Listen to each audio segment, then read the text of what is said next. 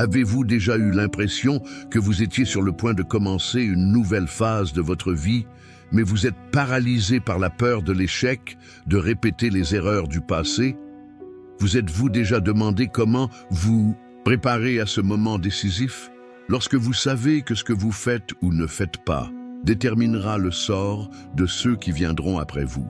L'histoire complète du livre du Deutéronome. C'est précisément cela, l'histoire d'un peuple qui est à la porte de son destin, avec les cicatrices d'un passé de rébellion et de désobéissance, mais aussi avec l'espoir d'une vie nouvelle. Cette histoire est pour vous qui, comme eux, avez parcouru un long chemin, avez porté vos propres erreurs, et vous vous demandez peut-être s'il est vraiment possible de recommencer, avec force, avec détermination, avec foi. Ici, vous découvrirez comment les paroles d'un ancien leader, Moïse, deviennent une boussole pour ne pas oublier qui vous êtes, d'où vous venez et où vous devez aller. À travers chaque enseignement, chaque avertissement, chaque promesse, vous verrez qu'il est possible de guérir, d'obéir, de vivre pleinement et choisir la vie. Ce n'est pas seulement un livre ancien. C'est un guide pour votre âme, un appel urgent à se souvenir, à décider et à marcher vers la bénédiction que Dieu a préparée pour vous. Préparez-vous, car ce que vous êtes sur le point d'entendre, ce n'est pas seulement l'histoire d'Israël, c'est aussi la vôtre. Bonjour. Avant de commencer avec cela, histoire complète du livre du Deutéronome, je vous invite à abonnez-vous à la chaîne et activer la cloche pour ne rien manquer de nos prochains contenus qui changeront votre vie. Je voudrais également vous demander quelque chose de très spécial. Laissez cette phrase dans les commentaires. Aujourd'hui, je choisis la vie. Répétez-le, écrivez-le et partagez-le, car lorsque vous laissez ce commentaire, vous aidez ce message à atteindre plus de personnes qui, comme vous, ils ont besoin d'entendre cette parole d'espoir et de détermination. Répandons ensemble cette puissante vérité. Le dernier discours de Moïse, un appel à se souvenir. Imaginez la scène. Le soleil se couche sur les collines de Moab, projetant de longues ombres sur le camp d'Israël. Des milliers et des milliers de personnes, hommes, femmes, personnes, âgées, enfants, tous rassemblés en silence. Devant eux, Moïse se tient debout, appuyé sur son bâton. Ses cheveux sont blancs comme neige. Son visage est marqué par les années et les combats d'une vie consacrée à guider ce peuple. Moïse sait que son temps sur cette terre touche à sa fin. Il ne pourra pas traverser le Jourdain pour entrer dans la terre promise, la terre qu'il désire tant et pour laquelle il a tant lutté. Mais avant de partir, il a quelque chose à faire, quelque chose qui lui brûle le cœur, parler aux gens une dernière fois.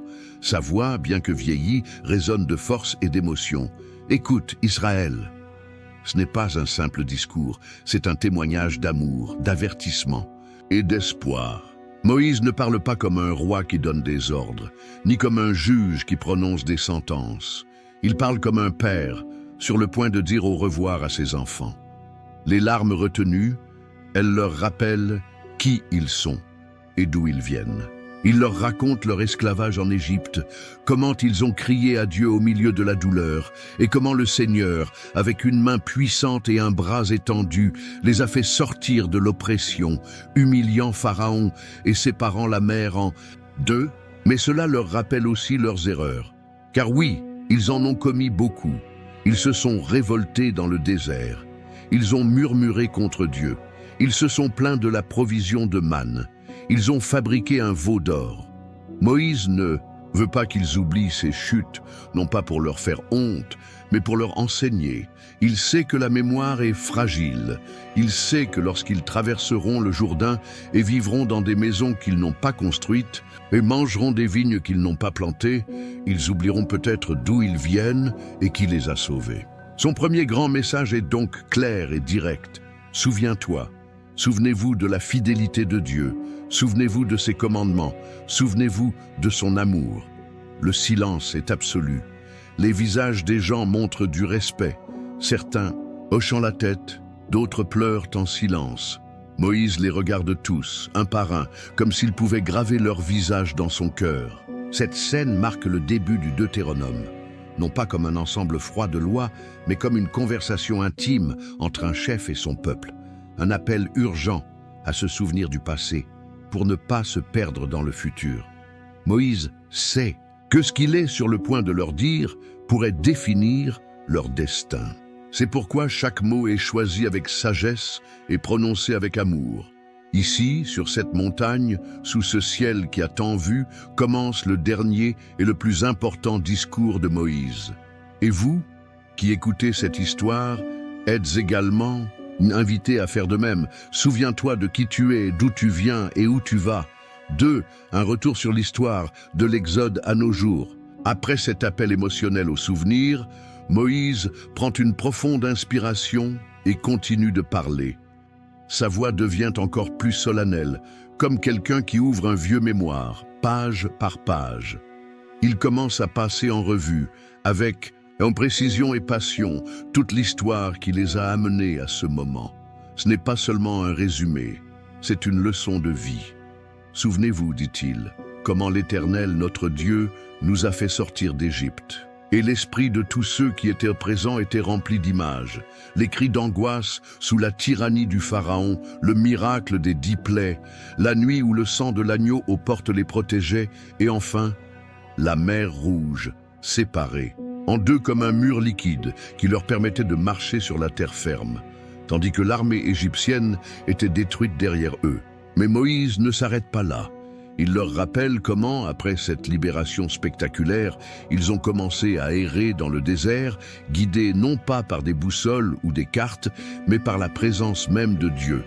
Une colonne de nuée le jour et une colonne de feu la nuit. Chaque pas était une démonstration de la sollicitude divine et aussi des fragilités humaines. C'est avec regret que Moïse se souvient de ce moment crucial à Kadès Barnéa, lorsque Dieu leur dit d'entrer et de posséder la terre promise. Mais les gens avaient peur. Ils préférèrent croire le rapport des espions qui disaient qu'il y avait des géants, plutôt que la promesse de Dieu qui leur avait déjà démontré sa puissance. Cette désobéissance leur a coûté cher. Une génération entière a dû errer dans le désert pendant 40 ans, jusqu'à ce que tous les adultes rebelles meurent, laissant la place à une nouvelle génération. Lorsque Moïse raconte cela, il ne le fait pas sur un ton de reproche, mais avec la tristesse de quelqu'un qui a vu ses années passer, de quelqu'un qui a enterré beaucoup de ses amis dans le sable du désert. Sa voix se brise lorsqu'il se souvient de la soif à Réphidim, de la faim que Dieu a satisfaite avec la manne et de la victoire sur les Amalécites. Mais il raconte aussi avec gratitude comment, malgré tout, Dieu ne les a jamais abandonnés. Même lorsqu'ils doutaient, même lorsqu'ils se plaignaient, il continuait à leur fournir l'eau du rocher, la guérison des maladies, la victoire dans les batailles. Finalement, Moïse montre avec son bâton où il se trouve. Nous, voici maintenant dans les plaines de Moab, aux portes de la terre promise. C'est un moment chargé d'émotions. Ils sont arrivés jusqu'ici non pas par leur propre force, mais par la fidélité de Dieu. Moïse veut que chaque Israélite comprenne ce qu'ils ont et ce qu'ils auront n'est pas dû à leur propre mérite, mais à la miséricorde divine. Et donc, cette revue de l'histoire n'est pas un simple récit, c'est un miroir. C'est une invitation à regarder en arrière avec gratitude et humilité, et à regarder vers l'avenir avec foi et obéissance. Moïse s'arrête un instant, regarde son peuple et sait que beaucoup d'entre eux étaient des enfants lorsqu'ils ont quitté l'Égypte ou sont même nés dans le désert. Pour eux, cette histoire n'est pas seulement un souvenir, c'est une identité. Et maintenant, avec ce cœur plein de souvenirs, ils sont sur le point d'entrer dans une nouvelle terre. Mais Moïse veut qu'ils n'oublient jamais. S'ils y sont arrivés, c'est parce que Dieu a marché avec eux. Pas à pas, jour après jour, miracle après miracle. 3. Le commandement d'obéir, la clé de la vie. Après avoir passé en revue tout le voyage depuis l'Égypte jusqu'à ce moment précis, Moïse s'arrête. Il regarde tous les visages qui se présentent à lui. Des hommes portant des cicatrices de guerre, des femmes qui ont élevé leurs enfants dans le désert, des jeunes qui n'ont connu que la vie nomade. Tout le monde est attentif, tout le monde est dans l'expectative. Et puis, avec l'autorité que seul un véritable leader spirituel possède, il délivre le message qui sera le centre de tout son discours. Obéir est la clé de la vie. Moïse ne présente pas l'obéissance comme une obligation froide, ni comme une liste de règles inaccessibles. Non. Il parle par amour, à partir de l'expérience de quelqu'un qui a marché avec Dieu pendant des décennies. D'une voix ferme mais tendre, il leur dit « Maintenant, Israël, écoute les lois et les ordonnances que je t'enseigne, afin que tu vives et que tu entres en possession du pays que l'Éternel, le Dieu de tes pères, te donne. » Obéir n'est pas un lourd fardeau, mais un acte de sagesse et de confiance. C'est la réponse naturelle à l'amour de Dieu, qui a pris soin d'eux, les a protégés et les a bénis à chaque étape de leur vie. C'est pourquoi Moïse insiste, n'ajoutez rien à ces paroles et n'en retranchez rien. Le mandat est clair. La parole de Dieu est parfaite, suffisante et ne doit pas être altérée. Imaginez l'intensité de ce moment. Moïse ne lit pas un rouleau avec des involtures, c'est donner un héritage de vie. Ses yeux brillent lorsqu'il explique qu'obéir au commandement de Dieu leur garantira une vie longue et prospère dans le pays qu'ils sont sur le point de conquérir. Mais il les avertit aussi, avec la sincérité de celui qui aime. S'ils désobéissent, s'ils s'écartent des voies de Dieu, s'ils se laissent conduire par les idoles et les coutumes des peuples païens, ils s'exposeront à la ruine, à la souffrance et à la mort. Ce n'est pas un simple contrat, c'est une alliance sacrée. Moïse sait qu'obéir ne sera pas toujours facile. Il y aura des tentations, il y aura des moments de doute, il y aura des chemins qui sembleront plus attrayants. Mais il leur rappelle que Dieu est fidèle et juste, que ses lois ne sont pas destinées à les limiter, mais à les protéger et à les guider vers l'accomplissement. Puis avec la passion d'un dirigeant qui a vu le meilleur et le pire de son peuple, Moïse déclare que ces lois sont pour leur bien. Ce n'est pas un piège, mais une bénédiction. Ils ne sont pas une punition, mais un guide lumineux dans un monde sombre. Et pour qu'ils ne l'oublient pas, Moïse leur dit comment les autres peuples, voyant la sagesse de ces lois, reconnaîtront qu'Israël a un Dieu proche et juste, distinct de tous les autres. Cet appel à obéir n'est pas seulement une affaire personnelle, c'est le témoignage qu'Israël donnera au monde entier. Ainsi, tandis que le vent du désert souffle doucement sur le camp, Moïse conclut cette partie de son discours par une vibrante exhortation. Choisis la vie, choisis l'obéissance. Et vous, en écoutant cette histoire, vous pouvez ressentir la même chose. Obéir à Dieu ne consiste pas simplement à suivre des règles, mais à embrasser la vie dans sa plus pleine expression. Une vie remplie de buts, de direction et de bénédiction. Si cette histoire touche votre cœur jusqu'à présent, laissez un « Amen » dans les commentaires. Ce sera un signe que vous choisissez de marcher dans l'obéissance et la foi, comme Moïse l'a enseigné. 4. Le Shema, le cœur de la foi israélite. Après avoir insisté avec force sur l'importance de l'obéissance, Moïse marque une pause. Il regarde le peuple et, avec une solennité qui se fait sentir dans l'air, prononce les paroles qui deviendront le cœur de toute la foi d'Israël, un credo qui se répétera de génération en génération, jour après jour, jusqu'à nos jours. Écoute, Israël, l'Éternel, notre Dieu, est l'unique Éternel. Imaginez ce moment. Des milliers de personnes retenant leur souffle, enregistrant chaque syllabe dans leur esprit et leur cœur. Moïse résume en une phrase tout ce que vous devez savoir sur Dieu, qu'il est un, qu'il n'y a pas d'autre Dieu, qu'il n'y a pas d'idole, qu'il n'y a pas de force, rivales. Seulement lui, l'Éternel, le Créateur de tout. Mais cela ne s'arrête pas là. Moïse continue avec ce qui serait le commandement le plus important, non seulement pour eux, mais pour tous ceux qui souhaitent suivre Dieu.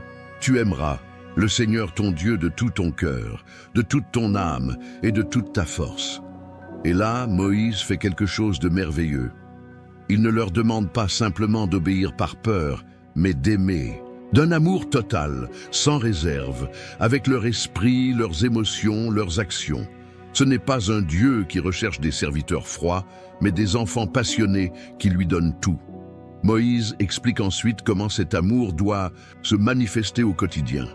Gravez ces paroles dans votre cœur, enseignez-les sincèrement à vos enfants, dites-les quand vous êtes à la maison, quand vous marchez en voyage, quand vous vous couchez et quand vous vous levez. Chaque instant de la vie quotidienne est une occasion de se souvenir de Dieu, de parler de lui, de transmettre son amour et ses commandements à la génération suivante.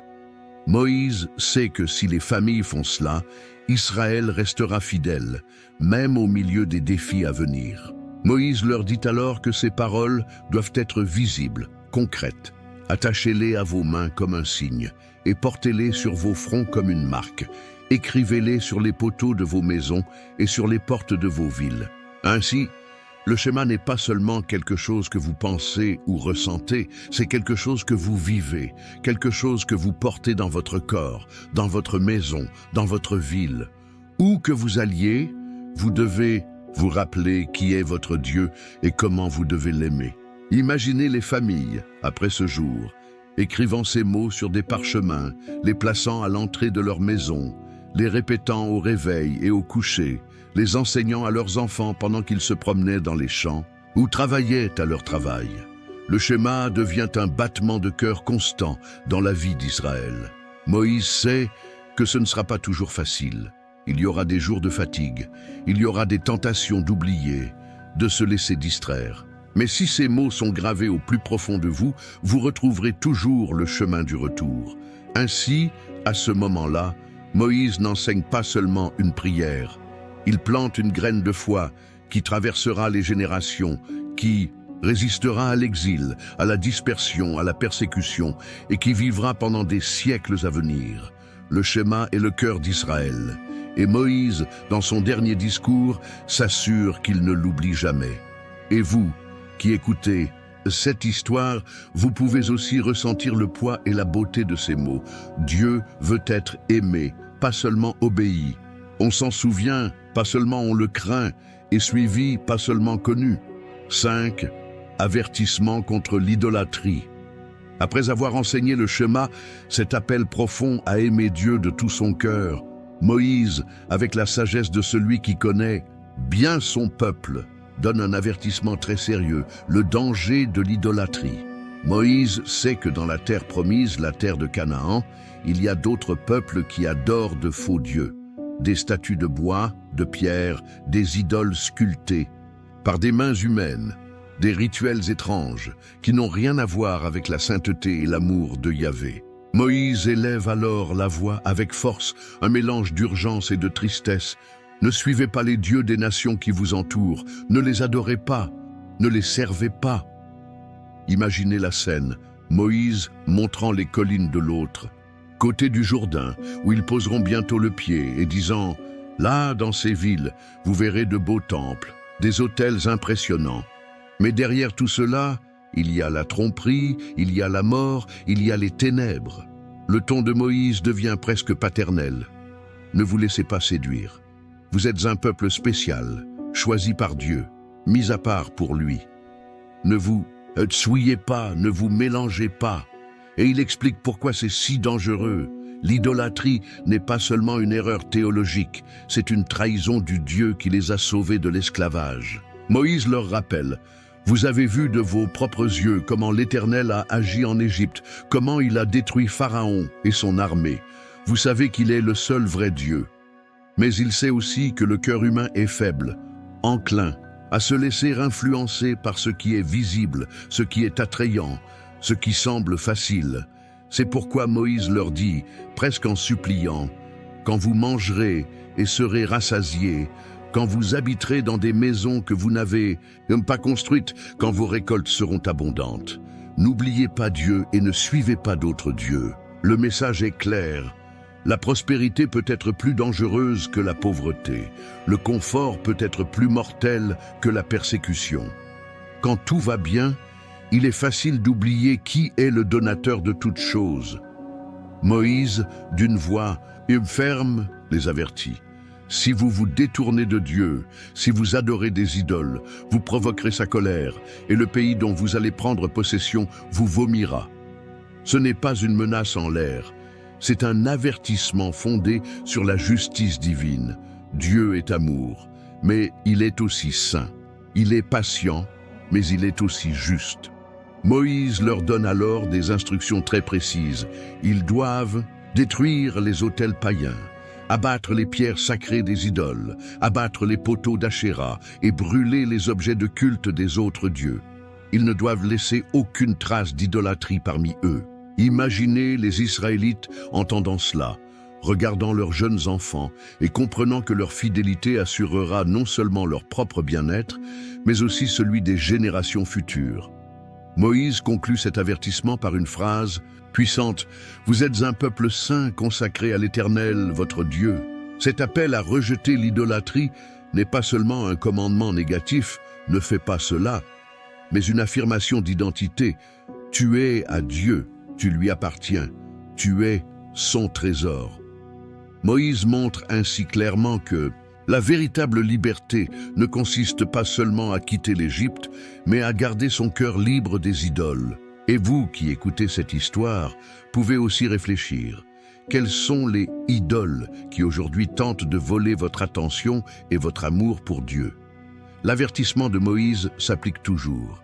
Ne mettez rien ni personne à la place que seul Dieu devrait occuper dans votre vie. 6. Le choix de Dieu, non pas par mérite, mais par amour. Après avoir fermement mis en garde contre les dangers de l'idolâtrie, Moïse marque une pause et adoucit son ton. Il regarde les gens avec tendresse, comme quelqu'un qui veut que ses enfants comprennent quelque chose de fondamental. Dieu les a choisis, non pas pour leur mérite, mais pour leur amour. Moïse leur dit clairement « Ne pensez pas dans votre cœur que l'Éternel vous a choisi parce que vous êtes un peuple nombreux. Non, vous êtes le plus petit de tous les peuples. » Imaginez ce moment. Les Israélites, dont beaucoup, sont fiers d'avoir survécu au désert. Regardent Moïse révéler une vérité profonde et libératrice. Le choix de Dieu ne dépend pas de leur force, de leur nombre ou de leur justice. Dieu ne les a pas choisis parce qu'ils étaient meilleurs que les autres nations, ni parce qu'ils avaient des armées puissantes ou d'immenses richesses, mais simplement parce qu'ils aimaient.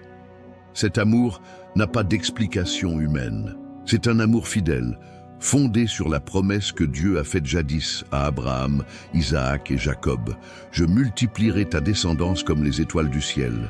Je te donnerai la terre promise. Je serai avec toi. » Moïse leur rappelle que tout ce qu'ils ont vécu, la libération d'Égypte, la subsistance dans le désert, la protection au combat, a été le fruit de l'amour inconditionnel de Dieu, et non de leurs propres réalisations ou capacités.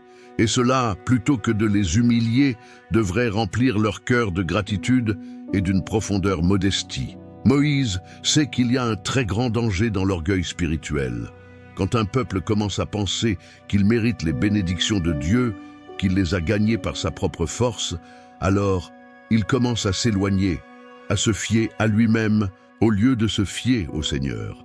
C'est pourquoi Moïse insiste, ce n'est pas à cause de ta justice que l'Éternel, ton Dieu, t'a donné ce bon pays en possession, car tu es un peuple au cou roide. Comme cette expression est forte, Moïse ne cache pas la vérité. Israël a été rebelle, têtu, obstiné. Cependant, Dieu a continué à les aimer, à les guider et à les bénir. C'est un message qui transcende le temps. La grâce de Dieu ne repose pas sur ce que nous faisons, mais sur qui il est. Imaginez à quel point ces mots ont résonné dans le cœur de chaque Israélite. Beaucoup d'entre eux se souvenaient avec honte des moments où ils avaient murmuré, désobéi, douté, et pourtant, ils étaient là, aux portes de la terre, promises, non pas à cause de leur mérite, mais à cause de la fidélité du Dieu qui ne rompt jamais ses promesses. Moïse veut que cette vérité soit gravée dans leur cœur. L'Éternel, ton Dieu, est un Dieu fidèle, qui garde son alliance et sa miséricorde jusqu'à 1000 générations envers ceux qui l'aiment et qui observent ses commandements. Pouvez-vous imaginer l'espoir que cela a suscité chez les gens? Savoir que Dieu est fidèle, qu'il ne change pas, qu'il n'abandonne pas, que son amour ne dépend pas des circonstances ou des erreurs humaines, est un roc solide sur lequel construire la vie. Et vous, qui écoutez cette histoire, vous, pouvez également recevoir ce message. Ce n'est pas à cause de ce que vous avez fait, mais à cause de qui est Dieu que vous pouvez lui faire confiance. L'élection divine est un acte d'amour pur, de grâce, d'engagement éternel. Moïse le savait et il voulait que tout Israël et vous le sachiez aussi. Dieu les a choisis, simplement parce qu'il les aime. 7. Les bénédictions. De l'obéissance. Après leur avoir parlé de l'amour inconditionnel de Dieu et leur avoir rappelé qu'ils ont été choisis, non pas pour leur mérite, mais par la grâce divine, Moïse tourne maintenant sa voie vers l'avenir. Un avenir rempli de promesses, d'espoir et de vie abondante. Et il le fait avec une certitude absolue. L'obéissance apportera la bénédiction. Imaginez Moïse debout, au milieu de cette grande assemblée, le bâton à la main, le cœur battant, pointant vers la terre promise, au-delà du Jourdain. Si tu écoutes attentivement la voix de l'Éternel, ton Dieu, et si tu observes attentivement tous ses commandements, alors voici toutes les bénédictions qui viendront sur toi et qui t'atteindront. Le peuple écoute les yeux grands, ouverts, attentif à chaque mot qui sort des lèvres de son chef. Et Moïse commence à décrire, une par une, ces bénédictions. Vous serez bénis dans la ville et bénis dans la campagne. Peu importe où ils vivent, sur les places animées des villes ou dans la campagne tranquille, la bénédiction de Dieu sera avec eux. Béni sera le fruit de tes entrailles. Leurs familles seront grandes, fortes et pleines de vie. Vos fils et vos filles grandiront sous la protection divine. Béni soit le fruit de ta terre et le fruit de ton bétail. La terre dont ils hériteront sera fertile. Vos champs donneront des récoltes abondantes. Leurs troupeaux se multiplieront. Béni soit ton panier et ton pétrin. Quoi que vous semiez, quoi que vous prépariez à manger, quoi que vous amassez, tout prospérera sous la main généreuse de Dieu. Moïse poursuit, quand tu partiras en guerre contre tes ennemis, ils fuiront devant toi.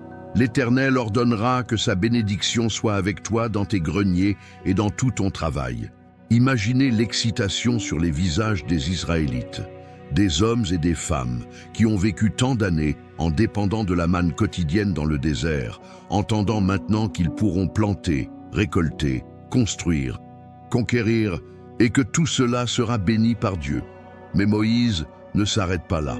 Il leur promet que Dieu, il les établira comme son peuple saint, et que toutes les nations de la terre verront qu'elles sont un peuple protégé, mis à part, et favorisé par le Très-Haut. C'est comme si Moïse leur disait « Obéir n'est pas un fardeau, ce n'est pas une limitation, c'est le chemin vers l'accomplissement. » Et il ajoute « L'Éternel ouvrira les cieux, le trésor de son abondance, pour envoyer la pluie sur son pays en son temps et pour bénir tout le travail de ses mains. » Moïse peint l'image d'un avenir dans lequel Israël sera la tête et non la queue, toujours au sommet et jamais en bas, tant qu'il écoutera et obéira aux commandements du Seigneur. Mais cela rend également quelque chose très clair. L'obéissance doit être complète, sincère, constante. Il ne suffit pas de suivre certaines instructions et d'en négliger d'autres. Il ne s'agit pas de rituels vides de sens, mais d'une relation vivante avec le Dieu qui les aime. Imaginez l'ambiance dans ce camp, des enfants serrant les jambes de leurs parents, des femmes excitées, des aînés hochant la tête. Tout le monde comprend que les bénédictions ne sont pas magiques, mais le résultat d'une vie alignée sur la volonté de Dieu. Et Moïse, avec l'autorité d'un dirigeant qui a vu la puissance de Dieu en action, conclut cette partie avec une certitude absolue. Si vous obéissez, vous serez bénis en toutes choses. Et vous, qui écoutez cette histoire, vous pouvez également emporter cet enseignement avec vous. L'obéissance à Dieu n'est pas une perte, mais le chemin sûr vers la bénédiction, l'épanouissement et la paix. Si vous appréciez ce contenu et pensez qu'il peut aider quelqu'un d'autre, cliquez sur « J'aime » et partagez cette vidéo avec un ami ou un membre de la famille qui a besoin d'entendre ce mot d'encouragement. Ulbit, les malédictions de la désobéissance. Après avoir décrit avec tant d'amour et d'espoir les bénédictions qui viendraient si Israël obéissait à Dieu, Moïse, le cœur lourd de sérieux, change de ton. Son regard devient ferme, Sa voix plus grave, car il sait qu'il doit aussi les avertir de la terrible conséquence de la désobéissance. Le camp devient silencieux. Tout le monde comprend que ce qui arrive maintenant n'est pas pour effrayer, mais pour prévenir, pour les protéger d'un avenir qu'ils ne souhaitent pas connaître. Moïse dit: « Mais si tu n'obéis pas à la voix de l'Éternel, et ton Dieu, et si tu ne gardes pas et ne mets pas en pratique tous ses commandements et ses lois, voici toutes les malédictions qui viendront sur toi et qui t'atteindront. » Et puis, avec la même précision avec laquelle il décrivait auparavant les bénédictions, il détaille maintenant les malédictions, non pas pour susciter la peur, mais pour faire comprendre que les décisions ont des conséquences. Premièrement, Moïse dit: « Vous serez maudits dans la ville et dans la campagne. Ce qui était autrefois la prospérité se transformera désormais en pénurie et en souffrance. Il n'y aura aucun endroit où ils pourront échapper aux conséquences de leur désobéissance. » Puis il continue: « Maudits seront ton panier et ton pétrin. Le travail de vos mains sera frustré. Ce qu'ils sèment ne portera pas de fruits. Ce que vous préparez ne suffira pas. Maudit sera le fruit de tes entrailles et le fruit de ta terre. Leurs familles et leurs terres en souffriront. Leurs enfants grandiront dans la misère et leurs récoltes seront rabougries ou détruites par les parasites. » Moïse continue: « L'Éternel enverra sur toi la malédiction, la confusion et la réprimande dans toutes tes entreprises, jusqu'à ce que tu sois détruit. Chaque pas, chaque projet, chaque rêve s'effondrera, car ils se seront éloignés du seul qui peut les bénir et les protéger. » Imaginez la tension dans l'air. Les parents serrent leurs enfants dans leurs bras, les jeunes se regardent avec peur. Mais Moïse ne s'arrête pas, car il sait qu'il doit être clair. Il les avertit que s'ils abandonnent Dieu, ils seront vaincus par leurs ennemis, poussés à l'exil, dispersés parmi des nations étrangères où ils serviront des dieux de bois et de pierre, où leurs noms seront une source de moquerie et de mépris. Moïse parle aussi de catastrophes naturelles. La pluie cessera, la terre durcira, le ciel sera comme du bronze et la terre comme du fer. Il n'y aura plus de fruits, plus de nourriture, plus de soulagement. Mais le plus triste est ce qu'il dit ensuite: « Tu seras une source d'horreur, de proverbes et de moqueries parmi tous les peuples. » Moïse ne prononce pas ces paroles avec joie. Au contraire, on peut entendre dans sa voix la douleur d'un père qui, bien qu'il aime profondément ses enfants, sait qu'il doit les avertir des véritables dangers. Et il termine en disant que ces malédictions ne tomberont pas soudainement, mais ils poursuivront et rattraperont au peuple comme une ombre inévitable s'il se détourne de Dieu. Mais même au milieu de cet avertissement sévère, il y a un courant d'espoir sous-jacent.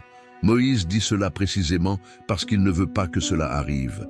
Il prie au plus profond de lui-même pour qu'il choisisse la vie, reste fidèle, adopte l'obéissance et évite le désastre. Imaginez à quel point ces paroles ont résonné dans le cœur des Israélites. Ce n'était pas des menaces en l'air, mais l'expression du caractère juste de Dieu qui récompense la fidélité mais discipline aussi la rébellion. Et vous, qui écoutez cette histoire, pouvez réfléchir. Chaque choix que nous faisons a des conséquences. L'obéissance apporte la vie, désobéissance, destruction. Dieu ne prend pas plaisir à la punition, mais il est juste et ne peut ignorer le péché. Moïse le savait, et c'est pourquoi, avec amour et fermeté, il leur montra les deux côtés de l'alliance, la bénédiction et la malédiction, la vie et la mort. 9. Loi pour la vie en terre promise. Après avoir parlé des bénédictions de l'obéissance et des malédictions de la désobéissance, Moïse poursuit son discours avec quelque chose de très pratique et vital. Les lois qui régiront la vie dans la terre promise. Imaginez la scène, le peuple s'apprête à traverser le Jourdain, laissant derrière lui s'étendre dans le désert pour s'installer dans des maisons, cultiver des champs, élever des animaux et vivre comme une nation établie. Mais pour que cette nouvelle étape ne devienne pas le chaos, Dieu, par l'intermédiaire de Moïse, leur donne des règles claires, des lois qui organisent tous les aspects de la vie communautaire. Moïse ne laisse aucun détail au hasard, Il leur dit comment ils doivent administrer la justice. Tu établiras des juges et des officiers dans toutes les villes que l'Éternel, ton Dieu, te donne, selon tes tribus, et ils jugeront le peuple avec justice. Imaginez les dirigeants de chaque tribu écoutant attentivement.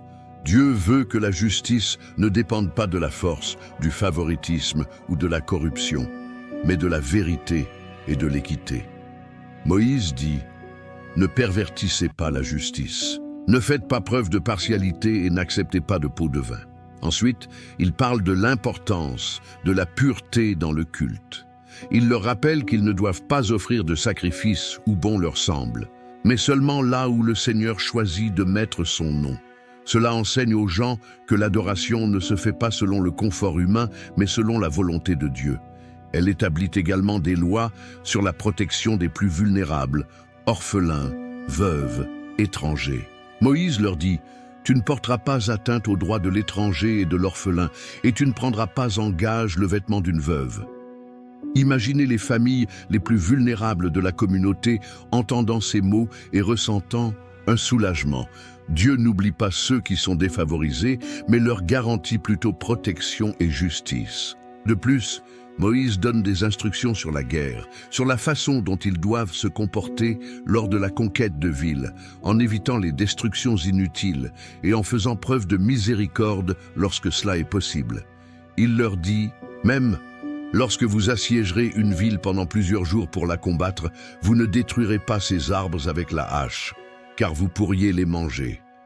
Cela montre que Dieu se soucie non seulement des gens, mais aussi des natures, enseignant à son peuple à être responsable de la création. Il établit également des lois sur la vie familière, comment ils doivent traiter leurs parents, l'importance de la fidélité dans le mariage et comment résoudre les conflits dans la communauté. L'une des lois les plus émouvantes est celle de remise de dettes tous les 7 ans et la libération des serviteurs hébreux. Moïse leur dit: tous les 7 ans, vous ferez une libération. Et lorsque ton frère hébreu te servira 6 ans, tu le libéreras au 7e, et tu ne le renverras pas les mains vides. Imaginez un serviteur, après des années de travail, recevant non seulement sa liberté, mais aussi des provisions pour commencer une nouvelle vie. C'est la générosité et la justice que Dieu veut pour son peuple. Et les lois ne manquent pas sur l'économie, sur les dîmes, les offrandes et les fêtes religieuses qu'ils célébreront en communauté, comme la Pâque, la fête des tabernacles et la Pentecôte, en se rappelant toujours que tout ce qu'ils ont vient de Dieu. Moïse leur explique que ces lois ne sont pas un simple code juridique, elles sont une manière de vivre en harmonie avec Dieu, avec les autres et avec la terre.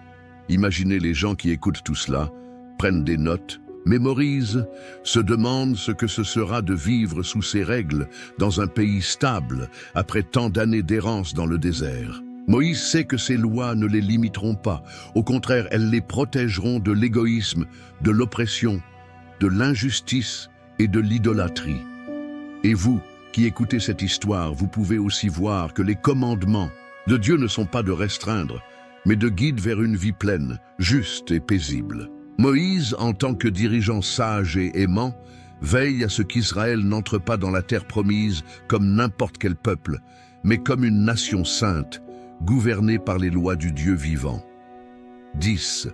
Le renouvellement de l'alliance. Après avoir expliqué en détail les lois de la vie en terre promise, Moïse s'arrête, prend une profonde inspiration et regarde à nouveau le peuple, comme un père s'assurant que ses enfants comprennent la gravité de ce qu'il s'apprête à faire. Puis, d'une voix solennelle, Moïse les appelle à quelque chose qui est bien plus que l'obéissance à des règles, les appelle à renouveler l'alliance avec Dieu. Il ne s'agit pas d'un simple accord ou d'un contrat. Ce n'est pas un accord commercial. C'est une alliance sacrée, un engagement sincère entre Dieu et son peuple. Moïse veut s'assurer que tout le monde comprenne. Il ne suffit pas que leurs ancêtres aient fait une alliance avec Dieu sur le mont Sinaï. Eux-mêmes, chaque personne présente doit également s'engager. Imaginez la foule, hommes, femmes, vieillards, jeunes, enfants. Tous rassemblés à ciel ouvert dans le vaste camp des plaines de Moab, sur les rives du Jourdain. Moïse leur dit fermement: « Aujourd'hui, vous vous présentez tous devant l'Éternel, votre Dieu. Vos chefs, vos anciens, vos officiers, tous les hommes d'Israël, vos petits-enfants, vos femmes et l'étranger qui réside au milieu de vous. Personne n'est laissé de côté. Tout le monde fait partie de cet appel divin. Moïse leur explique, aujourd'hui vous entrez dans l'alliance de l'Éternel, votre Dieu, dans un engagement solennel qu'il prend avec vous. C'est comme si Dieu lui-même était là, au milieu du camp, tendant la main pour sceller à nouveau l'alliance, non seulement avec ceux qui étaient présents, mais, comme le dit Moïse, également avec ceux qui ne sont pas là aujourd'hui, c'est-à-dire avec les générations futures. Imaginez la puissance de ces mots. Dieu pense à ses enfants, à ses petits-enfants, à ses arrière-petits-enfants, à tous ceux qui viendront après lui. Ce renouvellement de l'alliance ne concerne pas seulement le présent, mais l'avenir de la nation tout entière. Moïse rappelle au peuple que l'alliance est un engagement total. Aimer Dieu, obéir à ses commandements et rejeter à jamais l'idolâtrie et l'injustice. Mais cela montre aussi clairement qu'il s'agit d'une alliance de bénédiction. S'ils restent fidèles, ils vivront de longs jours dans le pays que le Seigneur leur donnera. Ce n'est pas une obligation vide de sens. C'est une relation d'amour et de fidélité. Et comme un bon leader, Moïse ne cache pas le sérieux de cet engagement. Il les avertit, si quelqu'un d'entre vous pense en son cœur, j'aurai la paix, même si je marche selon les penchants de mon cœur. Cet homme-là sera maudit. Moïse veut que tout le monde comprenne, on ne peut pas jouer avec l'alliance, on ne peut pas vivre dans la rébellion et en même temps espérer les bénédictions de Dieu. Mais il leur rappelle aussi la miséricorde divine. S'ils se repentent, s'ils reviennent de tout leur cœur, Dieu est compatissant et les restaurera. Imaginez le silence qui règne à ce moment-là.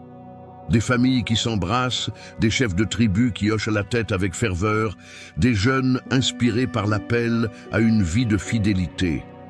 Ce moment est comme une cérémonie solennelle, un acte d'abandon, de consécration. Moïse sait qu'il est sur le point de terminer sa mission et il veut faire comprendre que la base de tout ce qu'est et sera Israël n'est pas ses armées, ni ses richesses, ni son intelligence, mais votre relation avec Dieu, scellée dans ce pacte renouvelé. Et vous qui écoutez cette histoire, pouvez aussi réfléchir. La foi ne s'hérite pas comme un objet, mais chaque génération, chaque personne doit prendre son propre engagement envers Dieu. Moïse le savait, et c'est pourquoi ce jour-là, sous le ciel de Moab, lui et le peuple scellèrent un nouveau chapitre de l'histoire d'Israël. Le renouvellement solennel et aimant de l'alliance avec le Dieu qui ne faillit jamais. 11. La prophétie du futur, le cœur rebelle. Après avoir renouvelé l'alliance à ce moment plein de solennité et d'espoir, Moïse, avec un regard sérieux et un cœur lourd, leur parle de quelque chose que peut-être beaucoup ne voulaient pas entendre, mais qui était nécessaire, une prophétie sur l'avenir d'Israël. Avec la sagesse d'un chef qui connaît profondément son peuple, Moïse les avertit. « Je sais qu'après ma mort, vous vous corromprez et vous vous égarerez du chemin que je vous ai prescrit. » Imaginez la tension à ce moment-là. Tout le village silencieux, les chefs regardant Moïse avec surprise, les familles accrochées les unes aux autres. Moïse ne parle pas par pessimisme, mais par réalisme. Il a vu comment, au fil des années dans le désert, le peuple s'est montré têtu, désobéissant, rebelle, un peuple au cou raide, comme il le dit lui-même. C'est pourquoi, avec douleur, il prophétise qu'à l'avenir, Israël tombera dans l'idolâtrie, se détourneront de l'alliance, adoreront d'autres dieux et se rebelleront contre le Dieu qui les a sauvés. Et Moïse n'atténue pas les conséquences. Il leur dit qu'ils viendront tant de souffrances, d'exil, de dispersion entre les nations. Les villes seront désolées, les champs seront dévastés et les peuples seront emmenés en captivité, habitant parmi des étrangers, servant d'autres dieux. Imaginez la douleur de Moïse lorsqu'il prononça ces mots. Ce n'est pas la vision qu'il voulait pour son peuple, mais c'est la vérité que Dieu lui a montrée. Cependant, et c'est là le plus beau dans cette prophétie, Moïse leur offre aussi un brillant espoir. Avec la même voix qui annonçait la chute, Moïse déclare: « Mais de là, de l'exil, du pays où l'Éternel, ton Dieu, t'a chassé, c'est à lui que tu reviendras. » Imaginez la puissance de ces mots. Même lorsque tout semble perdu, lorsque vous vous trouvez dans la misère, dans la tristesse, dans la solitude, Dieu ne les aura pas oubliés. Moïse les assure: « Tu chercheras l'Éternel, ton Dieu, et tu le trouveras, si tu le cherches de tout ton cœur et de toute ton âme. » C'est l'une des promesses les plus belles et les plus émouvantes de tout le Deutéronome. Peu importe à quel point vous vous égarez, à quel point vous tombez bas, si vous revenez sincèrement, Dieu vous accueillera à bras ouverts. Moïse leur annonce alors quelque chose d'encore plus étonnant. L'Éternel, ton Dieu, circoncira ton cœur et le cœur de ta descendance, afin que tu l'aimes de tout ton cœur et de toute ton âme, et que tu vives. C'est un miracle, une transformation intérieure, un changement de cœur. Ils n'obéiront pas seulement aux lois par obligation, mais ils aimeront Dieu sincèrement, du plus profond de leur être. Imaginez les gens qui écoutent cela, comprenant que même s'il y aura des moments de rébellion, la miséricorde de Dieu sera toujours plus grande que ton péché. Moïse montre clairement que Dieu est juste et qu'il disciplinera, mais il est aussi compatissant, patient et fidèle à ses promesses. Ce message est fondamental. L'avenir d'Israël ne repose pas sur sa force ni sur sa perfection, mais sur la fidélité inébranlable de Dieu, qui ne cesse de chercher ses enfants, même lorsqu'ils s'égarent. Et vous, qui écoutez cette histoire, vous pouvez également y trouver une leçon puissante. Peu importe jusqu'où vous êtes allé, combien d'erreurs vous avez commises. Si vous revenez à Dieu avec sincérité, il vous accueillera toujours, vous restaurera et vous donnera une nouvelle vie. Moïse, les larmes aux yeux, délivre cette prophétie comme un témoignage d'amour. Bien que le cœur humain soit rebelle, le cœur de Dieu est éternellement fidèle. Et dites-moi dans les commentaires, quelle partie de cette histoire vous a le plus marqué jusqu'à présent? J'aimerais lire et répondre à vos questions. Votre témoignage peut aussi inspirer d'autres personnes. 12. Le choix entre la vie et la mort. Après leur avoir parlé de l'avenir, du danger de la rébellion et de l'espoir de la repentance, Moïse, le cœur brûlant et la voix ferme, mène son discours vers l'un des plus décisifs et émouvants et toute sa vie de leader. Il place le peuple avant un choix, le choix le plus important qu'ils auront jamais à faire. Moïse ne le présente pas comme une suggestion, ni comme une simple option parmi tant d'autres, mais comme une décision qui définira son destin, sa vie, sa postérité. Face à la foule rassemblée à ciel ouvert, Moïse étend les mains et dit: « Aujourd'hui, je mets devant toi la vie et le bien, la mort et le mal. » Imaginez ce moment. Des hommes et des femmes avec le cœur battant, des enfants écoutant attentivement, des aînés inclinant la tête en signe de respect. Moïse leur parle avec l'autorité de quelqu'un qui connaît Dieu profondément et avec l'amour de quelqu'un qui les a guidés pendant tant d'années. Et il explique: « Si vous obéissez au commandement de l'Éternel, votre Dieu, que je vous prescris aujourd'hui, si vous l'aimez, si vous marchez dans ses voies, et si vous observez ses commandements, ses lois et ses ordonnances, vous vivrez et vous multiplierez, et l'Éternel, votre Dieu, vous bénira dans le pays dont vous allez prendre possession. » Mais c'est également clair dans l'avertissement. Si ton cœur se détourne, si tu n'obéis pas, et si tu te laisses entraîner à te prosterner devant d'autres dieux et à les servir, alors tu périras certainement. Imaginez l'intensité. Dans la voix de Moïse, ce n'est pas une menace, c'est un avertissement affectueux, comme un père qui crie pour le bien-être de ses enfants. Et puis, avec toute la solennité d'un serment, Moïse appelle la création elle-même à témoin. « J'en prends aujourd'hui à témoin contre vous le ciel et la terre. J'ai mis devant toi la vie et la mort, la bénédiction et la malédiction. » C'est comme si l'univers entier, le ciel bleu au-dessus de leur tête et le sol solide sous leurs pieds, écoutait ce moment, restant comme un témoin éternel de la décision que chacun d'eux doit prendre. Et puis, comme un cri qui traverse les siècles, Moïse prie: « Choisis la vie, Imaginez Moïse avec des larmes qui lui montent aux yeux, la voix brisée, suppliant « Choisis la vie, afin que toi et ta descendance puissiez vivre ». Ce choix n'est pas seulement pour eux, mais pour leurs enfants, pour les générations futures. Moïse sait que le sort des survies, prospérité, identité spirituelle d'Israël. Et il précise ce que signifie choisir la vie. Aime le Seigneur ton Dieu, obéis à sa voix et attache-toi à lui, parce qu'il est ta vie et la longueur de tes jours. C'est là le cœur du message de Moïse. Dieu ne veut pas simplement des sujets obéissants, mais des enfants qui lui obéissent. Amen, que cela suive, qui est s'accrocher à lui de tout son être. Moïse sait qu'il est sur le point de leur dire au revoir, qu'il ne traversera pas le Jourdain avec eux, mais il laisse ce choix éternel gravé dans leur cœur. La vie ou la mort, la bénédiction ou la malédiction, amour ou rébellion. Et vous qui écoutez cette histoire, vous vous trouvez également face à ce même choix. Ce n'est pas une histoire ancienne, perdue dans le temps, c'est un appel qui est toujours d'actualité. Choisis la vie, aime Dieu, accroche-toi à lui, car en lui se trouve la vie en plénitude, l'espérance certaine et un avenir éternel. Ainsi, avec ces paroles passionnées, Moïse non seulement clôt une partie de son discours, mais marque un avant et un après dans l'histoire d'Israël. 13. La nomination de Josué comme successeur.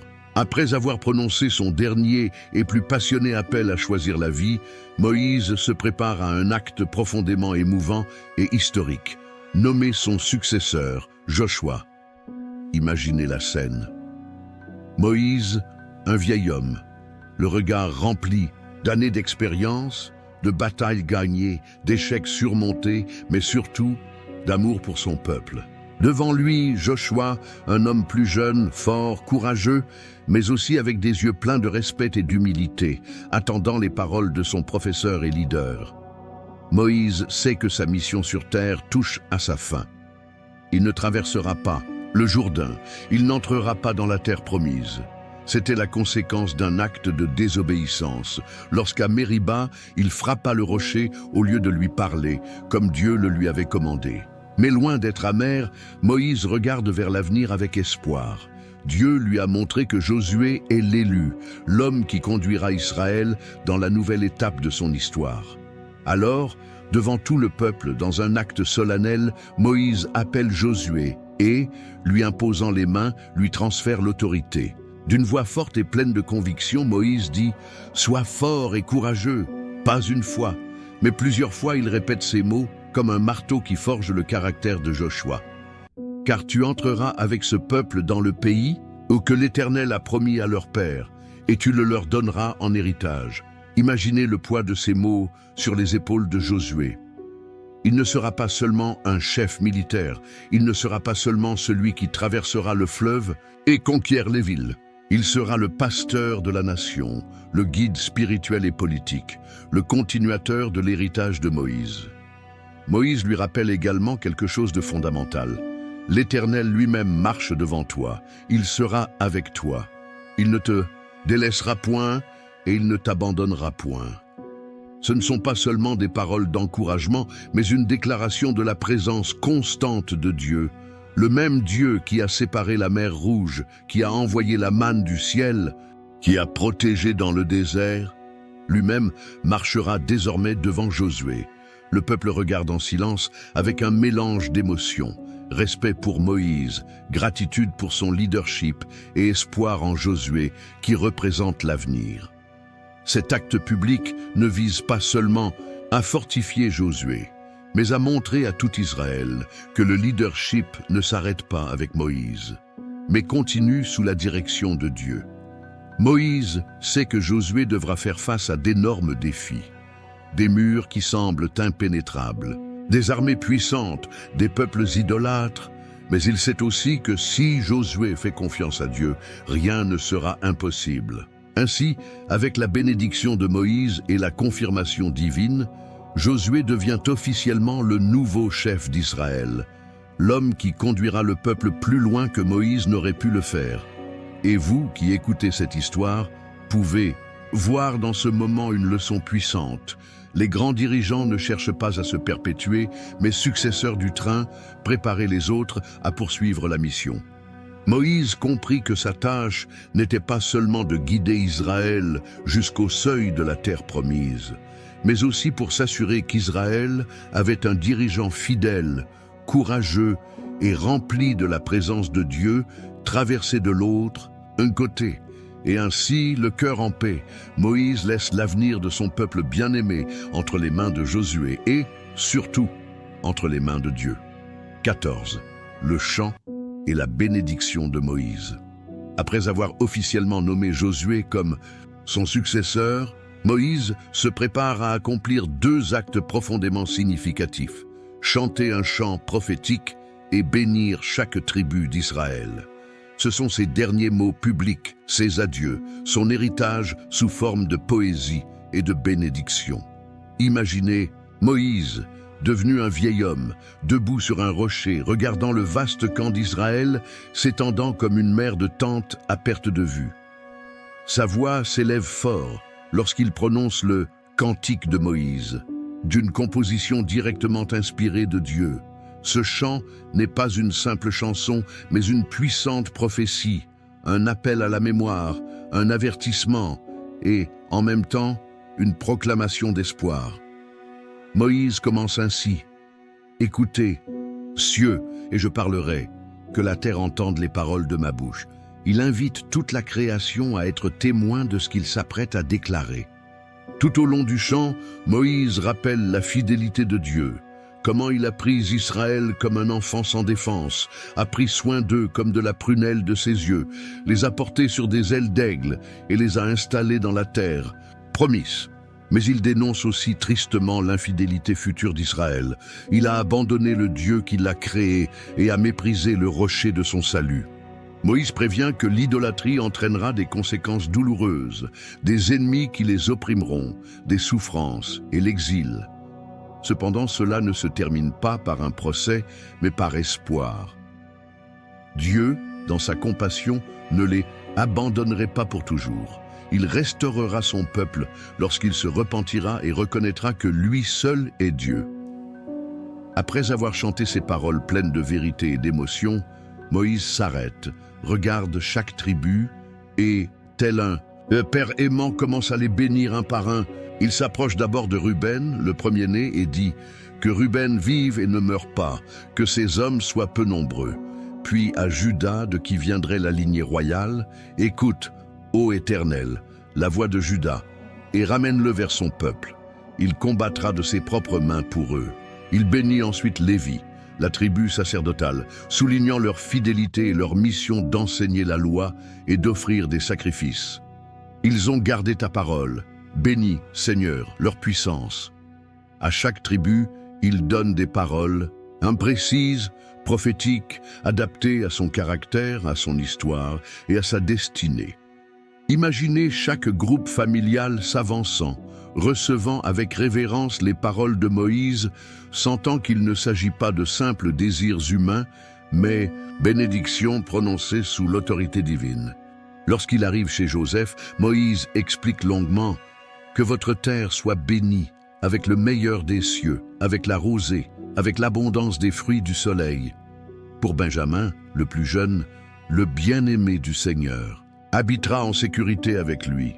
Ainsi, une à une, les tribus reçoivent leur part de bénédiction, leurs promesses, leur espoir.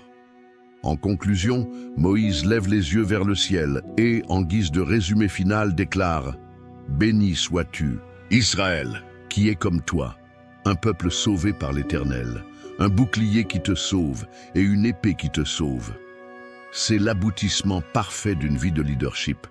Une proclamation de la bénédiction d'être le peuple de Dieu, malgré les luttes, les erreurs et les chutes. Moïse sait que son temps est révolu, mais il sait aussi que son héritage se perpétue dans les paroles qu'il vient de prononcer, dans la foi qu'il a semée dans les générations qui traverseront le Jourdain. Et vous qui écoutez cette histoire, vous pouvez sentir le poids de ce moment, les paroles bénies d'un homme qui a donné sa vie à la mission divine, qui a aimé son peuple jusqu'au bout et qui est parti avec la certitude que Dieu ne cessera jamais d'être fidèle. Ainsi, Moïse laisse Israël préparé, béni et fortifié, prêt à entrer dans la terre promise. 15. La mort de Moïse et l'héritage éternel. Après avoir prononcé le chant prophétique et béni chaque tribu d'Israël, Moïse comprend que sa mission sur terre touche à sa fin. Il n'y a plus de discours à prononcer, plus de lois à expliquer, plus de batailles à mener. Il ne reste qu'un dernier acte, dire au revoir. Imaginez Moïse à ce moment-là, gravissant lentement la pente raide du mont Nebo, plus précisément jusqu'au sommet appelé Pisga, qui se trouve en face de Jéricho. Ses pas sont fermes, même si son corps ressent déjà le poids des 120 années qu'il a vécues. Mais dans son cœur, il y a la paix. Du haut de la montagne, Dieu lui montre quelque chose de merveilleux, la terre promise. Imaginez Moïse, debout sur le rocher, le vent soufflant dans ses cheveux blancs, regardant au loin les collines de Juda, les vallées fertiles, les villes qu'Israël va conquérir. Moïse voit de ses propres yeux ce dont il n'avait fait que rêver pendant des années. Voyez le fruit de la promesse faite à Abraham, Isaac et Jacob. Et même s'il sait qu'il ne pourra pas mettre les pieds sur cette terre, son cœur est rempli de satisfaction. Il a confiance que Dieu est fidèle et que son peuple, désormais dirigé par Josué, prendra possession de cet héritage. Ainsi, dans un moment de profonde intimité, l'Écriture nous dit que le Seigneur lui-même prend soin de Moïse. Sans fanfare, sans foule. Moïse meurt là, en paix sur la montagne, en présence de son Dieu. La Bible déclare quelque chose d'impressionnant. Moïse, serviteur de l'Éternel, mourut là, et il l'enterra dans la vallée de Moab, vis-à-vis de Beth-Péor, et personne ne connaît le lieu de sa sépulture jusqu'à ce jour. Imaginez que Dieu lui-même soit celui qui a enterré Moïse dans un acte d'amour et d'honneur dont aucun être humain n'a été témoin. Il n'y avait pas de monument ni de statue, mais il n'était pas nécessaire, car l'héritage de Moïse n'était pas dans un tombeau, mais dans le parole, dans les lois, dans la foi qu'il avait transmis à Israël. L'Écriture ajoute que malgré son âge, ses yeux ne se sont jamais éteints et il n'a jamais perdu sa vigueur. Un témoignage de la force et de la vitalité avec lesquelles elle a servi Dieu jusqu'à la fin. Après sa mort, Israël pleure Moïse pour 30 jours dans les champs de Moab. Tout le peuple se lamente, se souvenant de l'homme qui les a fait sortir d'Égypte, qui les a guidés à travers le désert, qui leur a enseigné la loi, qui a intercédé pour eux à maintes reprises. L'homme qui a parlé avec Dieu face à face. Et puis la Bible conclut avec ces paroles honorables: il ne s'est plus jamais levé en Israël de prophète comme Moïse que l'Éternel connaissait face à face. Imaginez la puissance de cette déclaration. Moïse n'était pas seulement un leader politique, ni seulement un législateur. Était l'ami de Dieu, le médiateur entre le ciel et la terre, un homme humble qui préférait obéir et servir plutôt que de rechercher sa propre gloire. Et bien que son corps soit resté à Moab, son héritage a traversé le Jourdain avec Israël, est entré en Canaan et vit aujourd'hui sur chaque page des Écritures et dans chaque cœur qui cherche fidèlement Dieu. Et vous, qui écoutez cette histoire, vous pouvez comprendre que la vraie grandeur ne se mesure pas au territoire conquis, mais à la fidélité à la mission divine pour la marque spirituelle qu'elle laisse sur les autres. Moïse est mort, mais son héritage est éternel. Maintenant que tu as marché avec moi, histoire complète du livre du Deutéronome, peut-être avez-vous réalisé quelque chose de profond. Vous aussi, comme Israël, vous avez affronté des déserts, commis des erreurs, vous êtes rebellés, et peut-être portez-vous la peur de ne pas être digne d'entrer dans la terre promise, à laquelle vous aspirez. Mais cette histoire ne se termine pas par un échec, mais par un choix, le même qui se trouve devant vous aujourd'hui. La vie ou la mort, la bénédiction ou la malédiction. La douleur de vos chutes ne définit pas votre destin. Ce qui le définit, c'est votre décision de revenir à Dieu, de lui obéir, de vous accrocher à lui de tout votre cœur. Le Deutéronome nous rappelle que Malgré nos erreurs, Dieu est toujours fidèle. Il continue à nous appeler, il continue à vouloir nous bénir. Aujourd'hui, comme Moïse l'a dit à Israël, choisis la vie, afin que toi et ta descendance puissiez vivre. Instantané.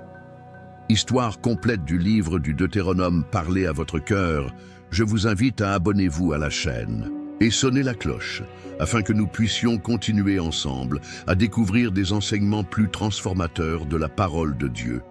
Et avant de partir, s'il vous plaît, vérifiez si vous êtes déjà abonné. Et partagez cette vidéo avec quelqu'un que vous connaissez qui a besoin d'entendre ce message d'espoir et de détermination. Rappelez-vous, comme Moïse l'a dit, choisis la vie afin que toi et ta descendance puissiez vivre. Rendez-vous dans la prochaine vidéo. Que Dieu vous bénisse.